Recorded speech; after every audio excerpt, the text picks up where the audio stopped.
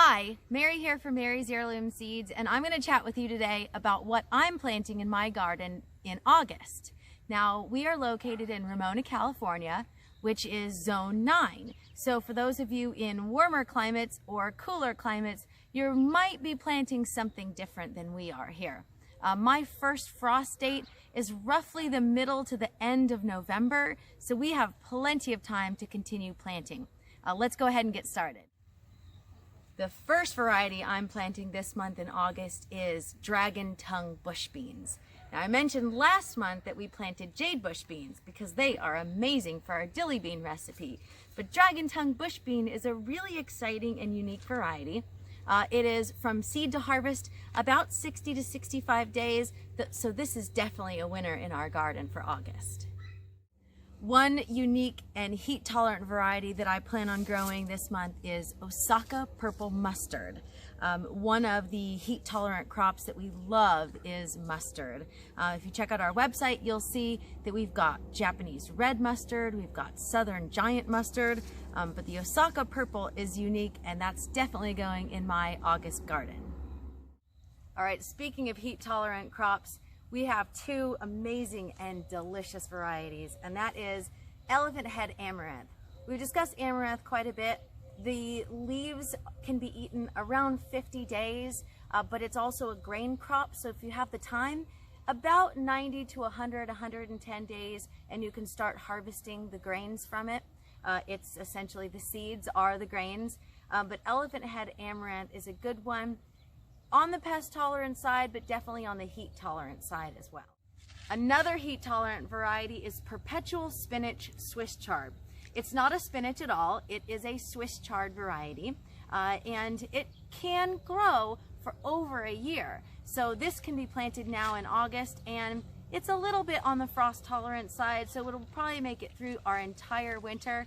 We don't get snow here, so it should survive and thrive both in our cool weather and our warm weather. Since we have a few beds that we're going to replant this month, Benning's Green Tint Scallop Squash is definitely on my list to plant this month in August. We planted Yellow Scallop Squash in July, and that's here behind me. But the Benning's Green Tint is a little shorter, and it is a greenish tint white scallop squash.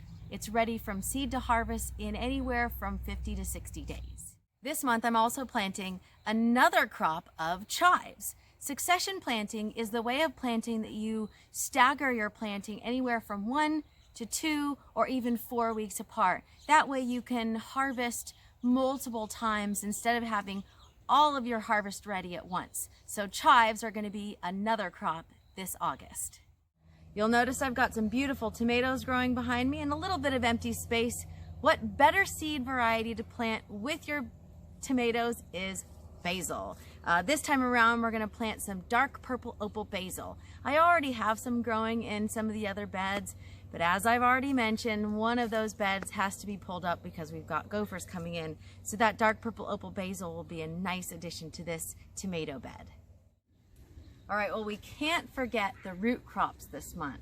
I'm not going to be planting all of my fall crops because it is really hot out here, but we will be planting a few. The first one is watermelon radish. If you've never grown watermelon radish, it is absolutely gorgeous. It has a beautiful green skin with an amazing reddish pink inside, similar to what a watermelon looks like, hence the name watermelon radish. And this is ready in approximately 45 to 50 days, so it's a really good one, and it will withstand a little bit of heat this month. The next one is American Purple Top Rutabaga.